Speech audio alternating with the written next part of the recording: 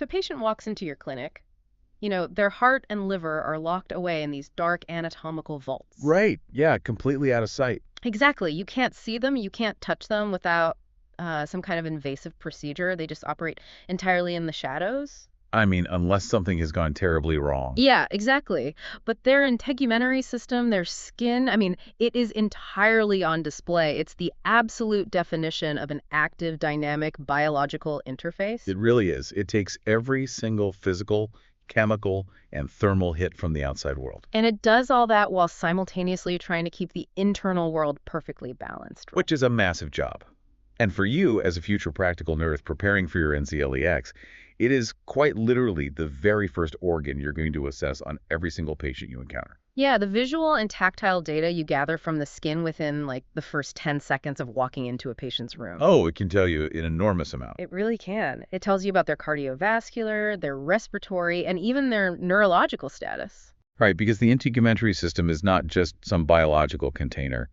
It's an incredibly complex diagnostic dashboard. Which brings us to the mission for this deep dive. We are welcoming a very specific listener today. Absolutely. You are a nursing student actively preparing to conquer the NCLE XPN exam, and you are probably staring down a mountain of flashcards right now. Oh, I remember that feeling. Trying to memorize a million different anatomical terms. Yeah, it can feel totally overwhelming. And, the temptation is to just memorize a list of facts to pass a Friday morning quiz. But that's not going to cut it for the actual board exam. No, it's not. So today we are taking a custom-tailored journey through your Anatomy and Physiology 2 notes from June 2027. And we are focusing entirely on the integumentary system. Right, because the modern NCLE XPN is fundamentally designed to test clinical judgment, not just rote memorization. Exactly. Knowing the definition of a medical term, well, that won't save a patient. Recognizing how that anatomical structure behaves when it fails, that is what saves a patient. Yeah, so by the end of this deep dive, you won't just be able to recite anatomical facts about the skin. You'll actually understand the underlying physiological mechanism. Which means you will understand precisely why these facts dictate the nursing interventions you choose at the bedside. We are officially trading in the flashcards for genuine clinical intuition. Okay, let's unpack this. Starting with a massive claim right at the top of your notes. Yes, the big one. Yeah, next to a diagram of a human body, your notes declare in bold lettering that the integumentary system is the largest organ in body. It's so easy for a student to just, read that sentence, nod, and flip to the next slide. Right. But when you stop and actually think about the skin as a massive, continuous, interactive organ system, it completely shifts your perspective. It really does. I mean, we casually think of it as a basic wrapper. Yeah, like a static, waterproof bag holding all the important internal hardware. But your notes reveal it to be this incredibly intricate, multi-layered, highly active system. To think of the skin merely as a wrapper, well, it does a massive disservice to human physiology. It's constantly working, right? No, absolutely. The skin is an active participant in almost every major homeostatic process in the human body. Like making localized decisions and reacting to external stimuli. Yes, and communicating directly with the central nervous system, synthesizing hormones, managing vital fluid resources. And from a sheer biomass perspective, it accounts for a massive percentage of an adult's total body weight. It's just as vital to immediate survival as the lungs or, the kidneys or the liver. So if you lose the functional integrity of this organ, systemic failure follows incredibly rapidly. Which is why burn units exist. It's a systemic crisis. Right. Knowing that it has to perform all these high-impact jobs simultaneously, well, that leads us directly to the 5 primary functions outlined in your notes. It's like looking at the blueprints for the ultimate biological Swiss Army knife. I love that. So the very first function listed here is protection. And there is a highly specific handwritten note pointing out that this protection covers both external threats.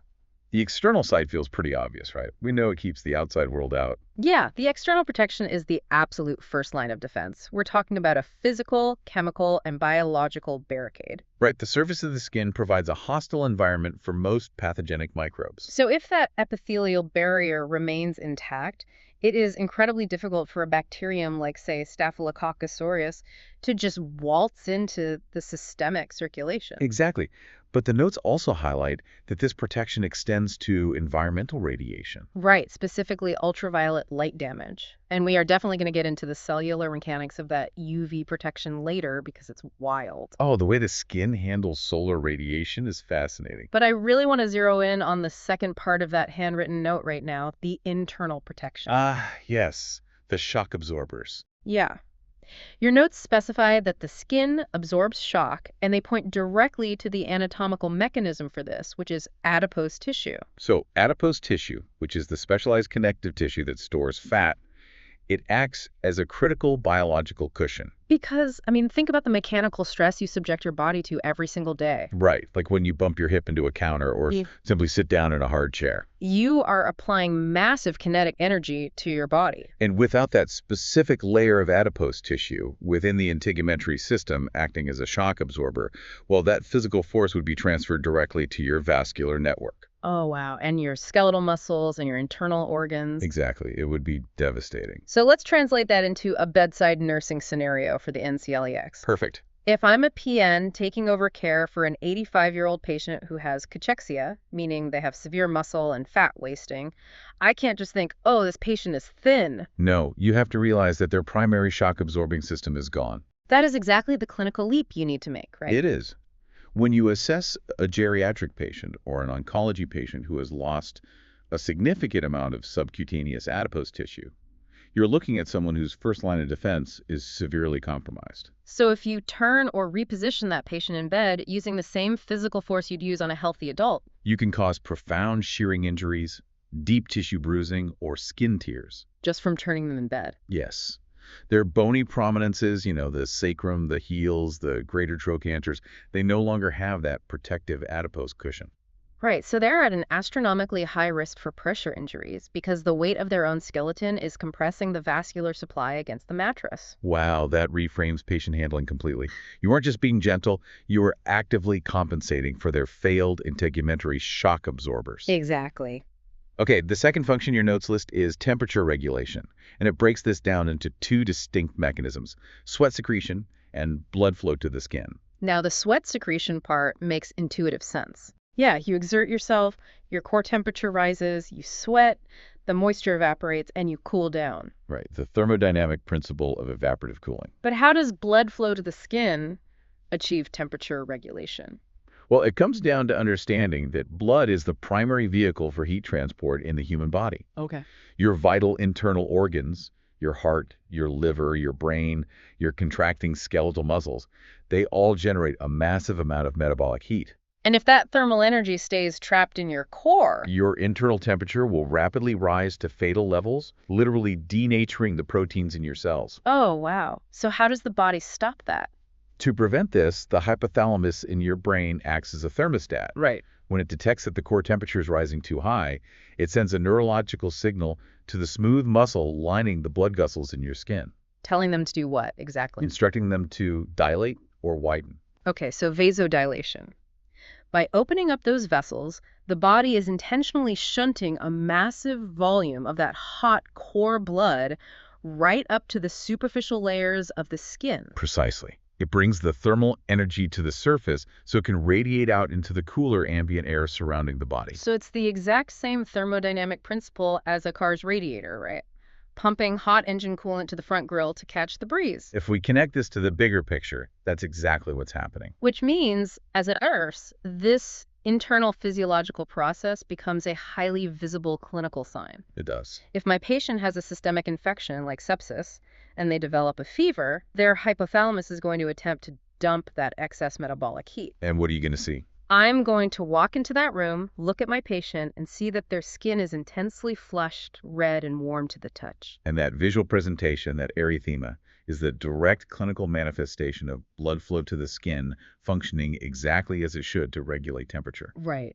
And conversely, consider the opposite scenario. Like hypothermia. Yeah, or even hypovolemic shock, where blood volume is dangerously low. The body prioritizes survival, right? Exactly.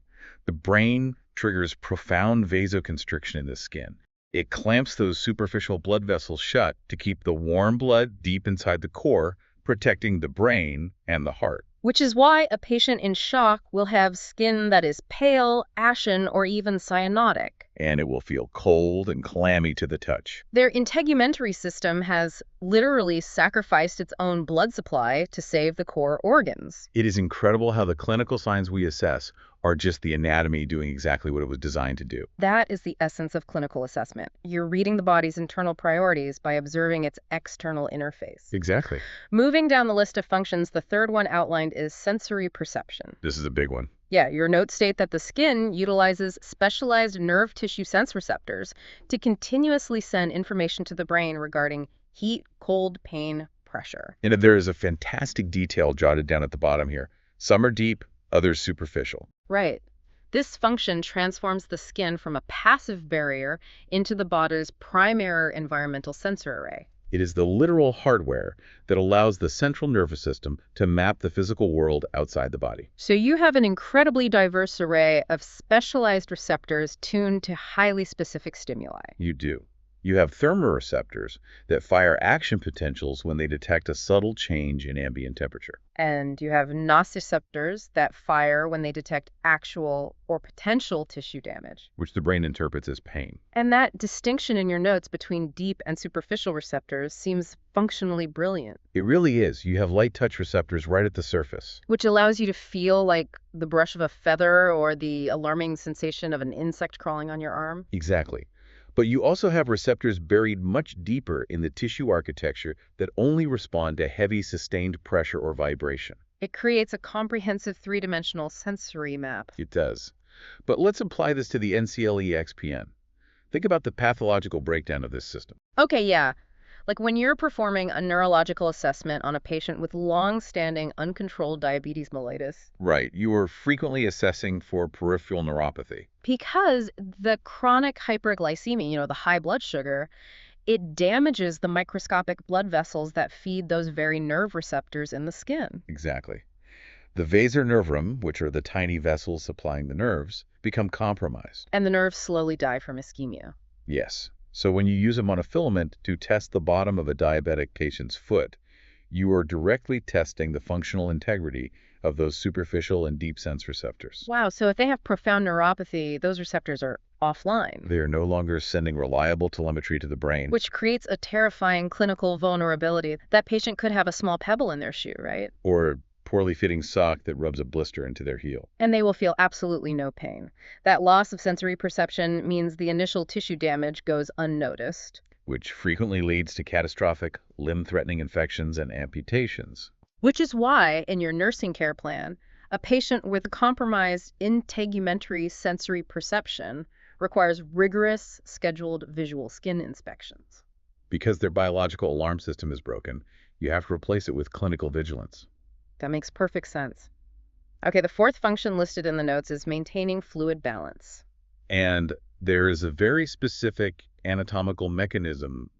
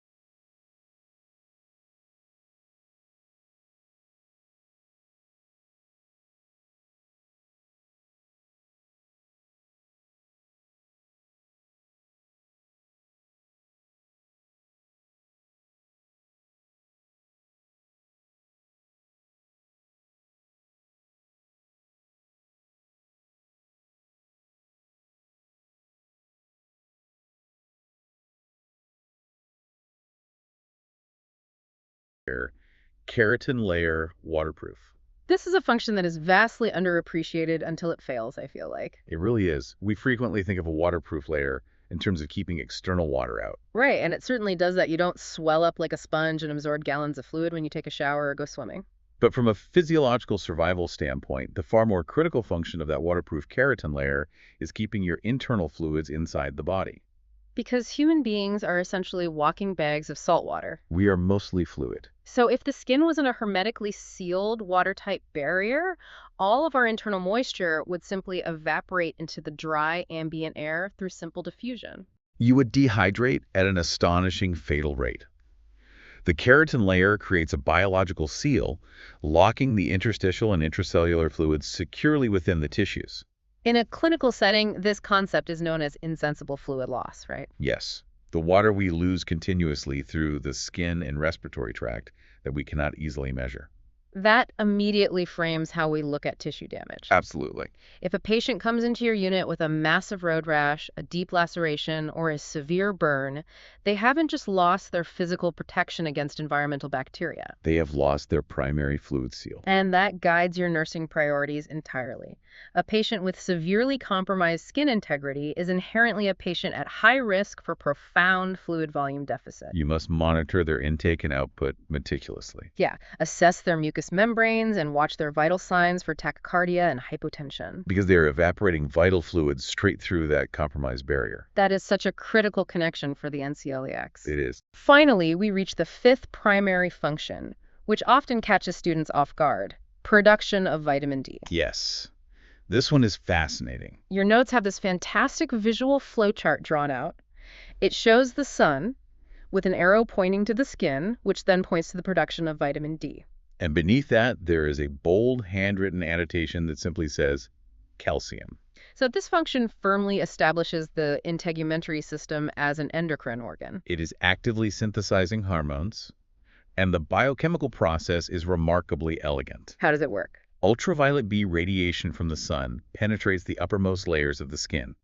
Residing within those skin cells is a specific cholesterol derivative called 7-dehydrocholesterol. Okay. When the UVB photons strike that molecule, the energy triggers a chemical reaction that converts it into cholecalciferol, which is an early inactive precursor form of vitamin D. So to use an analogy, we literally have built-in biological solar panels. That is an incredibly accurate way to view it. We are capturing environmental radiation and using it to manufacture essential chemical compounds. Right. The skin starts the manufacturing process and then ships it off to the liver and kidneys to be fully activated. But the true nursing insight lies in that final handwritten note: calcium. Yes.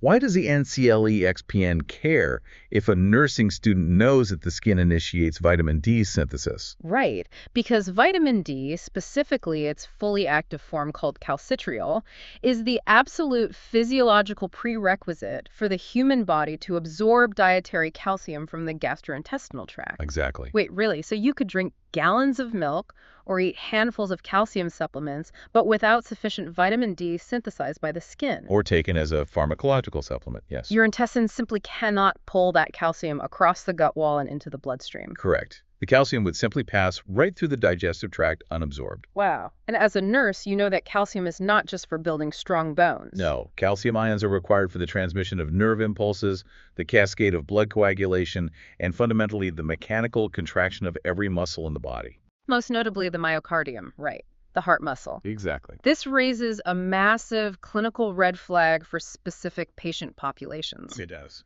Like if you have a patient who is homebound, or a severely debilitated patient completely bedridden in a long-term care facility for years, they are receiving virtually zero exposure to direct sunlight. Which means their integumentary system has shut down its vitamin D production lines entirely. And without the vitamin D, they become profoundly hypocalcemic over time. Yes, their body will actually start pulling calcium out of their own skeleton to keep their heart beating. Which puts them at a massive risk for severe osteoporosis and devastating pathological fractures from seemingly minor falls. This is why you will see vitamin D and calcium supplements heavily prescribed in geriatric and long-term care settings. The integumentary system is directly chemically linked to the structural integrity of the skeletal system and the electrical stability of the cardiovascular system through this single light-driven pathway. That is the kind of holistic, interconnected, critical thinking the NCLE-XPN format demands. It really is. Okay, so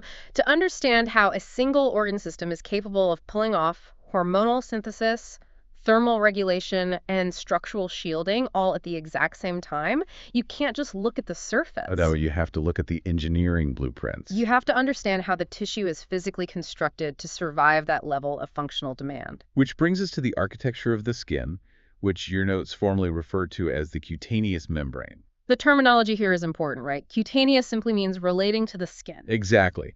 And anytime you encounter the word membrane in anatomical studies, you should visualize a pliable, continuous, sheet-like layer of tissue that covers a surface or lines a cavity. In this case, the notes break down the architecture of the cutaneous membrane into three highly distinct specialized tiers. The epidermis, the dermis, and the subcutaneous layer, which is also labeled the hypodermis. Let's dissect these layers one by one, starting from the absolute outside and working our way in. First up is the epidermis.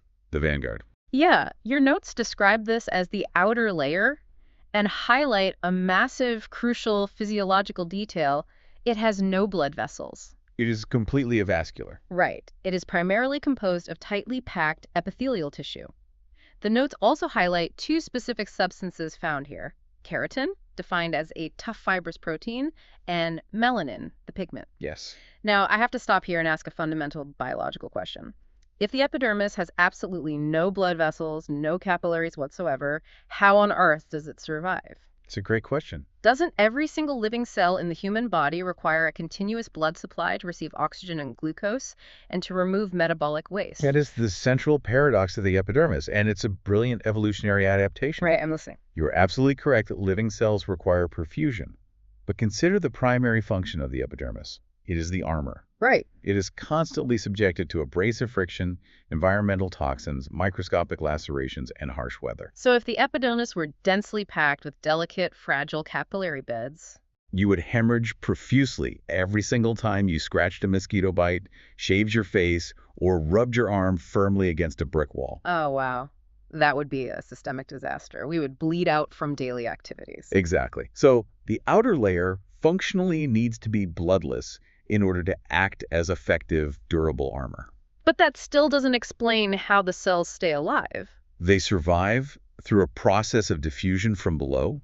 They rely entirely on the layer situated directly beneath them, the dermis. Oh, okay. The dermis is incredibly vascular. It is rich in intricate capillary networks. So the vital nutrients, the glucose, and the oxygen leak out of the dermal capillaries, cross the basement membrane, and slowly diffuse upward, soaking into the deepest, bottommost tier of cells within the epidermis. Exactly. So the cells at the very base of the epidermis, right on the border where it meets the dermis, they are well fed and healthy because they are close to the nutrient source. Right, because they are well nourished, they are highly active, and constantly undergoing mitosis, cell division. But here's the catch. As these stem cells divide and new cells are born, there is nowhere for them to go but up. Ah, so the new cells forcefully push the older cells further and further away from the basement membrane. Away from the life-sustaining blood supply of the dermis. So it is a slow march toward starvation. It is. The further up they get pushed toward the surface, the less oxygen and nutrients they receive via diffusion. It is a calculated biological sacrifice, right? Yes. As these epidermal cells get pushed upward and slowly suffocate, their internal machinery radically changes. They stop reproducing and begin manufacturing massive quantities of that tough, fibrous protein your notes mentioned, keratin. They literally pack themselves full of this rigid structural protein. So by the time these cells are pushed all the way to the absolute outer surface of your skin, the actual stratum corneum that you can touch and see, They are completely dead, flattened out, and dehydrated. They're essentially just microscopic overlapping waterproof bags of rigid keratin. that is wild. The outer layer of the human body is essentially a microscopic, continuous graveyard of heavily armored, dead keratinocytes. It is. It reminds me of the painted outer shell of a vehicle. The paint itself isn't alive. It doesn't have fuel lines running through it, but it takes all the corrosive rain, the UV damage, and the scratches to protect the delicate, complex engine and wiring underneath. And that continuous shedding, the constant flaking off of those dead keratinized cells, a process called desquamation, that is what keeps us safe. Right. When a pathogenic bacterium or a fungal spore lands on your skin, it attempts to colonize. But before it can penetrate deeply and establish a true infection, the dead skin cell it attached to simply sloughs off and falls to the ground, taking the pathogen with it. Okay, so that establishes the epidermis, the tough, avascular, constantly shedding outer shell. Let's move down to the middle layer, the dermis. If the epidermis is the sacrificial paint job, the dermis feels like the bustling engine room. Exactly. Your notes indicate the dermis is made of connective tissue, and it contains superficial surface, nerve endings, hair follicles, and extensive blood supply. Calling it the engine room is the perfect conceptual framework. This is the physiological headquarters, where the heavy machinery of the integumentary system resides and operates. Think back to all those vital functions we discussed earlier. The precise temperature regulation via vasodilation and vasoconstriction. That happens entirely within the dermis, because that is where the extensive vascular network is anchored. And the complex sensory perception of pain, temperature, and light pressure. That occurs here too, because this is where those superficial nerve endings are embedded. And the structural composition changes here too, right? The notes say the dermis is made of connective tissue, whereas the epidermis was made of epithelial tissue. Yes, that's a key difference. What is the practical clinical difference between those two tissue types? Epithelial tissue is designed for covering, lining, and creating barriers. It features dense cell-to-cell junctions, packed tightly together like tiles on a bathroom floor, with very little extracellular material between them. Okay. And connective tissue. Connective tissue, however, is fundamentally about structure, anchoring, and elasticity. The dermis is heavily woven with thick bundles of collagen fibers for tensile strength and elastin fibers for flexibility. So the connective tissue is what gives the skin its structural integrity. It is what allows the skin to stretch when you move your joints and then snap perfectly back into place. Exactly. And as a nurse, you assess the health of this dermal connective tissue constantly. Like when you perform a skin trigger test on a patient. Yes, gently pinching the skin on their clavicle or forearm to see how quickly it returns to its normal position. You are directly assessing the hydration status of the dermal connective tissue. You are. If the patient is severely dehydrated, the interstitial fluid volume in the dermis drops, the skin loses its elasticity, and it remains elevated or tented for several seconds. And we also see the breakdown of this connective tissue over time, don't we? We do. When we talk about aging skin, the loss of elasticity, the formation of deep wrinkles, the thinning of the tissue. We are talking about the slow degradation of the collagen and elastin matrix deep inside the dermis. Which is precisely why geriatric skin is so fragile and prone to those shearing injuries we discussed earlier. The structural scaffolding of the dermis has weakened. Exactly. So we have the protective epithelial epidermis on top and the bustling, highly vascular connective tissue dermis in the middle. And finally, we descend to the deepest layer outlined in the notes, the subcutaneous layer, also formerly known as the hypodermis. Now, your notes have a very specific, boldly written annotation right next to the word subcutaneous. The student has emphatically written sub-Q. And out of all the anatomical terminology in this section, that single handwritten abbreviation, sub-Q, is arguably one of the most critical practical takeaways for a nursing student preparing for clinical practice. Why is that specific abbreviation so monumental? Because as a licensed practical nurse, you are going to be administering medications every single shift. Right. And one of the most common and vital routes of administration you will utilize is the sub-Q injection. Ah, okay. When a physician orders a weight-based dose of heparin for deep vein thrombosis prophylaxis, or a highly specific dose of insulin to manage a diabetic patient's blood glucose, the route will explicitly say, administer subcutaneously. So you cannot simply jab the needle in blindly. No, you must know exactly which anatomical compartment that medication is being deposited into. So when you are preparing to give a sub-Q injection, you are literally utilizing a specific needle length to target this exact third layer of the integumentary architecture. You are. You are intentionally selecting a short needle, usually 58 of an inch, and you are actively pinching the patient's skin. You pinch to lift the subcutaneous layer up and away from the underlying skeletal muscle. Exactly, ensuring that when you inject, you are depositing the medication squarely into this specific tissue bed. Now consider why we target this layer. Look at what your notes say resides here. The sub-Q layer is made up of subcutaneous tissue, fat, adipose tissue, connective tissue, and larger blood vessels. Okay, so it is a layer characterized by loose connective tissue and fat storage. How does that structural environment impact the medication you just injected?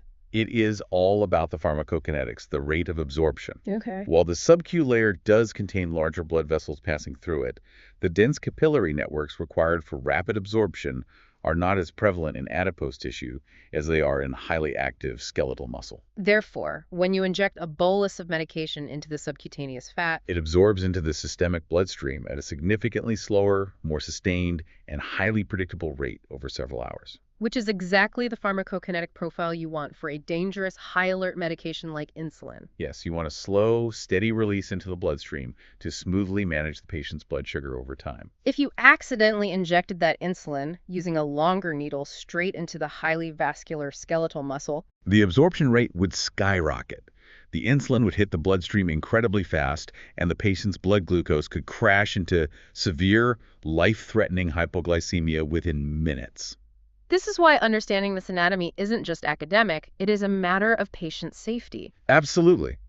You aren't just memorizing that subcutaneous means the layer below the dermis. You are realizing that understanding the specific vascularity and structural composition of this layer forms the fundamental rationale for safely administering critical medications. The underlying anatomy always dictates the clinical practice. It dictates the needle length you choose, the angle of your injection, and the specific sites you select on the patient's body, like targeting the abdomen or the back of the arms, where adipose tissue is naturally thicker. Okay, we have firmly established the three-tiered structural architecture of the cutaneous membrane, but I want to zoom all the way back out to that outermost layer, the avascular epidermis. The arm. Because embedded in that layer is a specific cellular mechanism that plays a massive role in our long-term survival, and it directly dictates how the human body interacts with the sun. Yes. This brings us to section 3 of your notes, the melanin umbrella. The biological narrative of melanin is one of the most beautiful examples of cellular adaptation and tactical defense in human physiology. It truly is. Your notes highlight the epidermis and specifically isolate the role of melanin. The bullet points laid out are very concise. First, melanocytes produce melanin. Second, melanin protects the nucleus from ultraviolet UV exposure. And third, the amount and type of melanin determines skin color. Right. Here's where it gets really interesting to me. We all functionally understand that UV light from the sun is dangerous. We know prolonged exposure causes painful sunburns and severely increases the risk of developing skin cancers like melanoma or squamous cell carcinoma. But I want to visualize the actual microscopic mechanics here. How does a biological pigment, which I normally just think of as an inert dye or a colorant, somehow act as physical armor against invisible solar radiation? We have to view this as a microscopic battlefield occurring constantly within your skin. Let's paint the anatomical picture. Okay. Deep down in the basal layer of the epidermis, right on that border where the cells are still alive and receiving diffusion from the dermis, you have highly specialized unique cells called melanocytes. Okay, and they actually originate from neural crest cells during embryonic development, which gives them a unique structure, right? Yes. Think of these melanocytes as tiny biological ink factories embedded among the regular skin cells. Their singular purpose in life is to manufacture this dark, complex polymer pigment called melanin. Okay, we have the specialized factories constantly churning out the raw pigment. What happens next? Because of their unique embryological origin, melanocytes have these long, dendritic, tentacle-like arms that reach upward and snake their way through the tightly packed rows of regular epidermal cells, the keratinocytes. Wow. Okay. As the factory produces the melanin, it packages the pigment into tiny membrane-bound transport vesicles called melanosomes. And the melanocyte then uses its long arms to physically hand these packages of pigment off to all the surrounding skin cells. Yes, they are literally manufacturing the armor and distributing it to the infantry on the front lines. That is precisely what is happening. Now, when a regular keratinocyte receives this package of melanin, it doesn't just leave the pigment floating around randomly in its cytoplasm. No, it executes an incredibly specific tactical maneuver, which your notes hint at. The notes explicitly state that melanin protects the nucleus. Inside every single cell, the nucleus is the command center. It is the vault that contains the DNA, the master genetic blueprint that dictates how the cell functions and divides. And the DNA strand is exactly what gets mutated and damaged by ionizing UV radiation, correct? That genetic damage is the root cause of malignant cellular behavior. Spot on. When high-energy ultraviolet radiation penetrates the skin, it acts like microscopic, invisible shrapnel. If those UV photons strike the DNA double helix inside the nucleus, they can cause structural breaks or scramble the genetic code, creating what are called thymine dimers. If the cell's internal repair mechanisms fail to fix that damage correctly, that specific cell can begin dividing chaotically and uncontrollably. That uncontrolled mutated proliferation is the exact definition of a malignancy, such as a melanoma. So to prevent this, the cell takes the melanin pigment it just received, transports it, and physically organizes it at the very top of the cell, forming a dense cap directly between the vulnerable nucleus and the surface of the skin where the sun is hitting. Wait, I want to make sure I'm visualizing this correctly. The cell intentionally positions the dark pigment on the sunward side of its own DNA vault. Yes. It constructs a microscopic umbrella, a highly organized cellular parasol made entirely of melanin polymer, situated precisely over the nucleus. When the incoming UV rays penetrate the epidermal layers, they hit this dense barrier of melanin first. And the melanin molecules are chemically structured to absorb that intense radiation, dissipating the destructive energy harmlessly as tiny amounts of heat, entirely preventing the photons from ever reaching the nucleus and shattering the genetic code. That is absolutely phenomenal. It is an active, dynamic, highly targeted defense mechanism. It is not just a static coat of paint covering the body.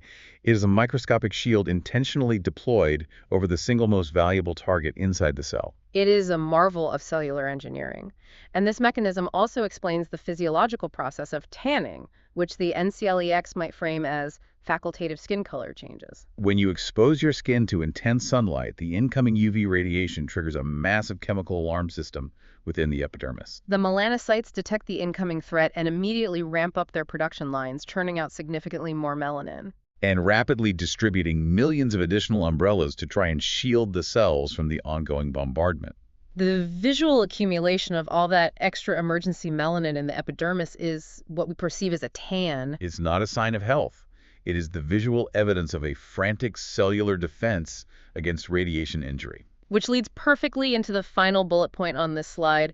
The amount and type of melanin determines skin color. Yes. So from an anatomical standpoint, every human being has these melanocyte factories, but some people's factories are just genetically programmed to produce a higher volume of these protective umbrellas. Exactly. Regardless of our visible skin tone, all human beings possess roughly the same baseline number of melanocytes in their epidermis. The vast spectrum of human skin color comes down entirely to genetics, dictating the baseline activity level of those factories, how much melanin they continuously produce, and the specific chemical variant of the melanin. There is eumelanin, which provides dark brown and black pigmentation, and pheomelanin, which provides reddish and yellow hues.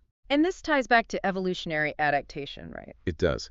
Populations that evolved near the equator, where the UV radiation from the sun is incredibly intense and direct year-round, adapted to have melanocytes that constantly produce high levels of dense eumelanin. They possess a permanent, heavy-duty layer of cellular umbrellas to protect their DNA from severe, continuous damage. Precisely. Conversely, populations that migrated further away from the equator, where ambient sunlight is much weaker and winters are dark, adapted by producing less baseline melanin. Because if they kept the heavy armor, they wouldn't get enough UV radiation penetrating the skin to synthesize vitamin D, which we learned earlier is essential for calcium absorption and bone health. You have connected the physiological dots perfectly. It is a brilliant evolutionary balancing act. You need enough melanin to shield the DNA from radiation, but you need to allow just enough UV light in to synthesize life-sustaining hormones. Okay, so we've extensively covered the structural layers, the diffusion of nutrients, and the cellular defense mechanisms against radiation. But the integumentary system is not just composed of passive layers of tissue. It contains active, highly specialized hardware embedded deep within its architecture. Built-in glandular networks designed for continuous maintenance and regulation. Which brings us to section 4 of your notes, the glandular network. We are now focusing on the epidermal appendages, the accessory structures that originate in the epidermis but grow deep down into the dermal layer where they establish their functional base. Your notes focus heavily on 3 specific, distinct categories of glands: sudoriferous glands, sebaceous glands, and ceruminous glands. And looking at how these notes are structured, breaking down locations and specific secretions, I can instantly tell this is prime territory for multiple choice questions on the NCLEX. Let's start with the sudoriferous glands, which the notes helpfully clarify are the sweat glands. But the notes don't just leave it there. They divide sweat glands into 2 highly specific, functionally distinct types: eccrine glands and epicrine glands. And understanding that distinction is vital. The NCLEX loves to test your ability to differentiate between the physiological roles of eccrine versus apocrine glands because they serve completely different purposes. Let's break them down. First, the eccrine glands. The notes state these glands possess a duct from dermis and epidermis, and a handwritten note specifies their primary locations, concentrating on the forehead, palms, soles of feet. So these are the glands that route their ducts straight up to the surface and empty their sweat directly onto the outer skin. Correct. Eccrine glands are your primary thermal regulators. They're widely distributed across almost the entire surface of the body, but as the notes indicate, they are densely concentrated on the forehead, the palms of the hands, and the soles of the feet. They produce a thin, clear, watery sweat consisting mostly of water, sodium, and trace metabolic wastes. When your hypothalamus detects a rise in core temperature, it activates these glands. The watery sweat coats the skin, evaporates, and pulls the thermal energy away. What's fascinating here is the specific location data. The forehead makes complete sense. The brain generates massive metabolic heat and needs immediate cooling. But why do humans have such a massive, dense concentration of sweat glands on the palms of our hands and the soles of our feet? That does not seem like the most efficient surface area to cool the entire body mass down. If we connect this to the bigger picture of human survival and evolution, the placement is actually a masterpiece of engineering. How so? Think about the physiological state of our early ancestors. If you are highly stressed, terrified, or actively fleeing from a predator, your sympathetic nervous system, your fight or flight response, kicks into overdrive. Okay, yeah.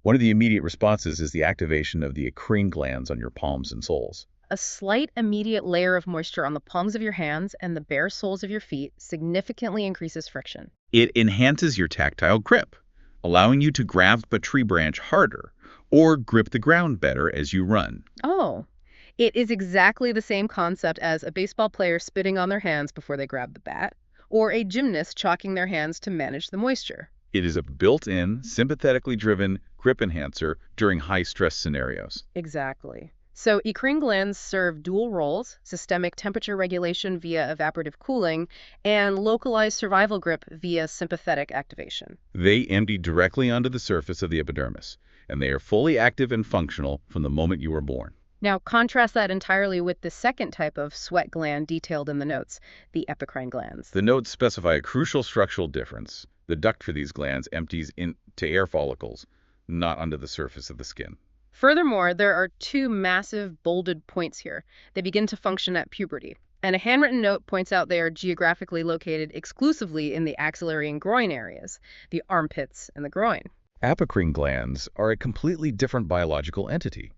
Functionally, they play virtually no role in regulating your core body temperature. Because they are anatomically linked to hair follicles, their secretion is routed up the follicle shaft rather than directly onto the open skin. Furthermore, their secretion is entirely different. It is a thicker, milky substance that is incredibly rich in organic compounds like proteins and lipids. And because the notes emphatically state they begin to function at puberty and are located in the axillary and groin regions, we are talking about the physiological mechanism behind body odor, correct? Precisely. Now, here is a fascinating clinical fact.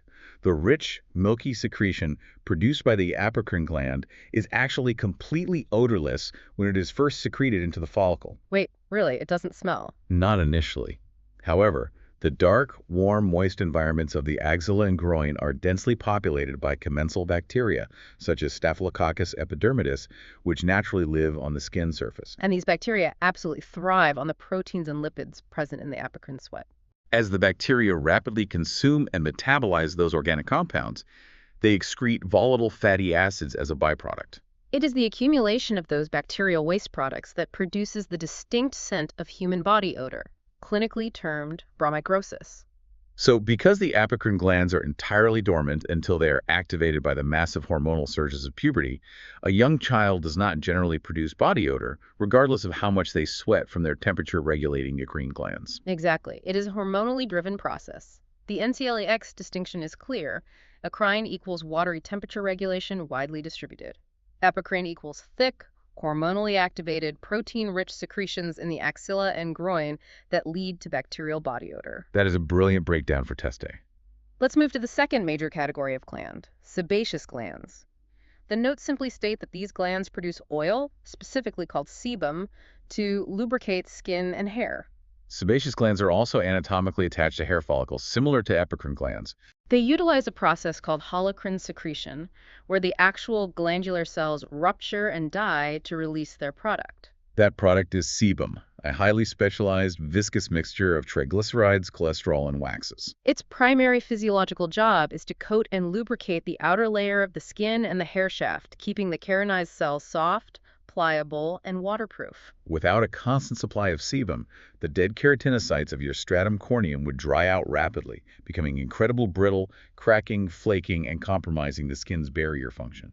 Sebum also contributes to the acid mantle of the skin, providing a slightly acidic environment that inhibits the growth of pathogenic fungi and bacteria. Which brings us to a fantastic learning opportunity. We actually have a literal multiple choice question pulled straight from the end of this section in your notes. Let me put my test taker hat on. I'm sitting in the testing center taking the NCLE XPN, and this question pops up on the screen. It reads, which structure is responsible for producing oil, sebum, to lubricate the skin and hair? And the four options provided are A, sweat gland, B, hair shaft, C, sebaceous gland, D, erector pili muscle. Let's walk through the critical thinking process of eliminating the distractors, just as a nursing student should on the real exam. Dissecting the distractors is the hallmark of a confident test taker. Let's unpack the logic for each option. Starting with option A, sweat gland. We literally just covered this extensively. Sweat glands are classified as sudoriferous glands. They produce either watery sweat for evaporative cooling, which are eccrine, or protein-rich sweat linked to puberty, which are apocrine. Neither of those secretions is oil designed for lubrication, so option A is definitively incorrect. What about option B, hair shaft? Now, the hair shaft is the anatomical structure receiving the lubrication. It does not contain the glandular machinery to produce the oil itself. The shaft is essentially a column of dead, tightly packed keratin. It cannot secrete anything. Therefore, option B is out. Your clinical reasoning is solid. You're defining the physiological role of the distractor to prove why it doesn't fit the question's parameters. What about option D? Option D is the erector pili muscle. Now, this specific structure wasn't explicitly defined in the bullet points we just read, but if I utilize my foundational A&P knowledge, the root word pili refers to hair, and a muscle, by definition, contracts to create movement. I know this is the tiny band of smooth muscle attached to the hair follicle that contracts under sympathetic stimulation, like when you are cold or frightened, causing goosebumps and making the hair stand on end. A muscle contracts, it does not secrete an oily substance. So option D is structurally impossible, which leaves us with the correct answer, option C, sebaceous gland. That is exactly how you navigate a question where you might momentarily blank on the exact definition. You use your foundational knowledge to systematically eliminate the impossibilities until only the correct physiological truth remains. All right, there is one final, highly specialized gland mentioned in this section, the ceruminous glands. The notes highlight that these are located exclusively in the external ear canal. They secrete cerumen, which is commonly referred to in layman's terms as earwax. The physiological functions listed are traps foreign matter, keeps ear canal from drying out, protects hearing. Ceruminous glands are fascinating because they are actually highly modified apocrine sweat glands. But instead of producing a milky sweat, they manufacture this incredibly sticky, dense, waxy substance. It acts as a perfect biological flypaper for the auditory system. Calling earwax biological flypaper is incredibly gross, but it makes the concept instantly memorable. It is an accurate description of its mechanism of action. The external ear canal is an open, dark tunnel leading directly from the outside world to the incredibly delicate tympanic membrane, your eardrum. If ambient dust, environmental debris, or even small insects wander into that canal, you absolutely do not want them impacting or damaging the eardrum, which could cause permanent conductive hearing loss. The ceruminous glands coat the walls of the canal with this sticky wax. As foreign matter enters, it gets physically trapped in the wax matrix before it can reach the tympanic membrane. Furthermore, similar to sebum, cerumen is slightly acidic, which creates a hostile environment that actively inhibits bacterial and fungal proliferation in the warm, dark, humid environment of the ear canal. So it serves as both a physical barrier trap and a chemical antimicrobial defense. Yes, and the notes also specifically mention it keeps the ear canal from drying out. The epithelial lining inside the ear canal is remarkably thin and fragile. If that tissue dries out, it becomes incredibly pruritic, itchy, and prone to microscopic fissuring. Those microtears invite severe otitis externa, commonly known as swimmer's ear. The ceramin acts as a specialized, localized emollient to maintain tissue integrity in that specific environment. And as a clinical pearl for the PN, the skin of the ear canal naturally migrates outward, carrying the old dried ceramin and trapped debris out of the ear. This is why inserting cotton swabs into the ear canal is universally contraindicated. It overrides the natural migration process and violently compacts the ceramin against the eardrum, leading to painful impactions that require clinical irrigation. Okay, we have thoroughly constructed the perfect integumentary system from the ground up. We understand the vast systemic defensive functions, the three-tiered structural architecture, the microscopic tactical defense of the melanin umbrellas, and the intricate plumbing and glandular networks that maintain the system. But as a practical nurse, your primary interaction with this complex system is rarely going to be when it is functioning perfectly. You're going to be called to the bedside when this organ system has suffered a catastrophic traumatic failure. Which brings us to the final and arguably most clinically vital section of our deep dive, Section 5, Clinical Pathology Burn Classifications. This section is where we synthesize everything we have discussed thus far and apply it directly to acute patient care. Understanding the pathophysiology and systemic severity of burns is a critical, heavily tested competency on the NCLE XPN. The exam focuses on burns because a burn is not merely a localized injury to the skin, it represents an immediate, life-threatening compromise of every single physiological function we outlined in Section 1. The notes elegantly break down burn injuries by degree and tissue thickness, tying the severity directly back to the anatomical layers we explored in Section 2. It becomes incredibly logical when you view it through the lens of tissue architecture. Let's start with the least severe classification, first-degree burns. The notes also clinically classify this as a partial thickness superficial burn. The defining anatomical characteristic listed is that it involves only the epidermis. Exactly. The thermal heat source, whether it is a momentary touch of a hot pan, a brief splash of hot water, or most universally prolonged exposure to UV radiation causing a sunburn, has only contained enough thermal energy to damage the outermost avascular layer of the skin. The symptoms listed on the slide are redness, swelling, pain. And there are some incredibly important, heavily starred, handwritten annotations here that a nursing student absolutely must know for the exam. The student has written the medical term erythema, pointing directly to redness, and edema, pointing to swelling. Mastering that terminology is non-negotiable. The NCLEX will rarely describe a patient's burn as presenting with redness and puffiness. The question stem will describe a patient presenting with localized erythema and mild tissue edema, but you need to know why those symptoms occur. Erythema simply means red skin, but pathophysiologically it is caused by immediate localized vasodilation. The damaged epidermal cells release inflammatory mediators, like histamine. The histamine signals the capillaries in the dermis below to widen, massively increasing blood flow to the damaged area to bring in white blood cells and repair materials. That massive influx of blood is what makes the skin look bright red.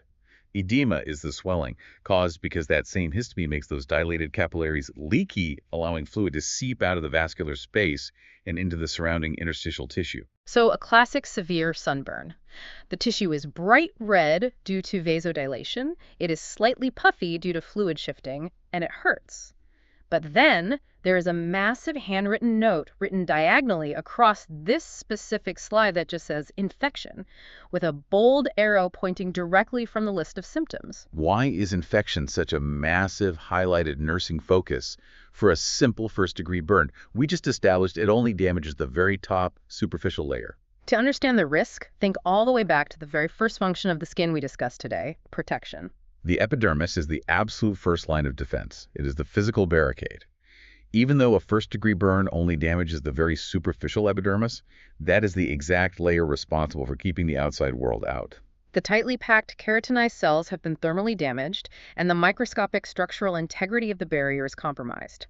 It is equivalent to having a microscopic crack in your biological armor. The commensal bacteria that normally live completely harmlessly on the surface of the skin now have a potential microscopic entry point into the deeper tissues. So, while a patient with a first-degree burn will likely not require hospitalization or complex fluid resuscitation, your primary nursing intervention and patient education point revolves entirely around keeping the area clean, dry, and intact to prevent a localized injury from turning into a systemic secondary infection. That makes perfect physiological sense. The armor is dented and been compromised, so you must watch out for microscopic invaders. Okay, let's turn the heat up and move deeper into the tissue architecture. The next slide covers second-degree burns, clinically classified as partial thickness, deep. Anatomically, the notes state this injury involves the epidermis and part of the dermis. So the thermal energy has successfully breached the outer epithelial shell and is now causing active cellular destruction deep down in the connective tissue of the engine room. And because the injury has penetrated into that highly complex, heavily populated dermal layer, the clinical presentation and the patient's suffering escalate dramatically. The symptoms listed on the slide escalate significantly. We now see blisters, severe pain, swelling, maybe scarring. And the visual appearance of the wound bed is noted as red, white, or tan. So what does this all mean? Let's unpack the pain discrepancy first. Why does a first-degree burn merely list pain, while a second-degree burn is emphatically noted as causing severe pain? This is exactly where your foundational anatomical knowledge directly answers the complex clinical question. Think back to Section 2 when we mapped out the layers. What specific neurological structures did we establish were anchored within the connective tissue of the dermis? The superficial nerve endings, the intricate environmental sensor array that detects pain and temperature. Precisely. In a first-degree burn, the thermal heat only damages the avascular epidermis. The resulting inflammatory swelling presses down on the intact nerves in the dermis below, causing a generalized throbbing pain. However, in a second-degree burn, the thermal energy has penetrated deep enough to literally burn, singe, and physically damage the actual nerve endings themselves. The nociceptors are actively being destroyed by the heat, and as they are damaged, they fire off maximum chaotic distress signals to the central nervous system. This direct neurological trauma is why second-degree burns are notoriously classified as the most excruciatingly painful type of burn injury a human can endure. Wow. The anatomy dictates the symptom severity perfectly.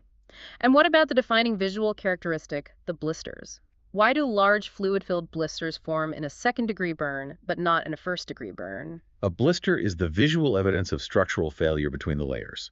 When intense heat damages the delicate basement membrane, the junction that glues the epidermis to the dermis, the two tissue layers can literally shear and separate from one another. The body, reacting to the severe thermal trauma in a state of inflammatory panic, rapidly shunts plasma and interstitial fluid to the site in a desperate attempt to cool the area and protect the underlying viable tissue. That massive fluid shift rapidly fills the newly created gap between the separated tissue layers, inflating a pocket of fluid that we clinically call a blister. So a blister is literally a localized pocket of inflammatory plasma trapped tightly between the dead, separated epidermis above and the raw, thermally damaged dermis below. Yes, and this brings us to a vital clinical pearl for a nursing student.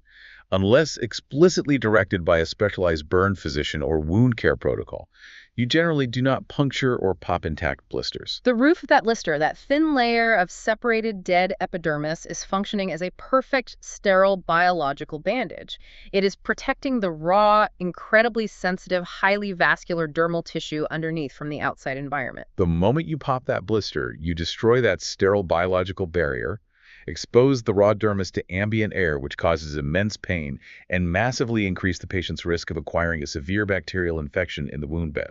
That is a phenomenal, highly practical nursing tip that directly applies anatomical knowledge to bedside care. Okay, finally, we reach the deepest and most catastrophic level of thermal injury. The final slide is titled Full Thickness Burn, which corresponds to the traditional third-degree burn classification. Now, the text on this specific slide cuts off in your notes, but based on the progression we have followed, the clinical title, Full Thickness, implies the entire story. It means the thermal energy has breached every previous boundary. It is a devastating injury. A full-thickness, third-degree burn means the thermal energy was so intense and sustained that it has completely incinerated the entire epidermis, destroyed the entire depth of the dermis, and extended down into the subcutaneous tissue, the adipose fat layer we discussed earlier. To use your earlier analogy, the fire has burned completely through the protective paint, melted the entire engine room, and is now actively destroying the structural chassis of the vehicle. Since it destroys the dermis entirely, what happens to the patient's pain level? Is the agony exponentially worse than the severe pain noted in a second-degree burn? Counterintuitively, no. And this specific physiological paradox is a classic high-yield trick question on the NCLE XPN.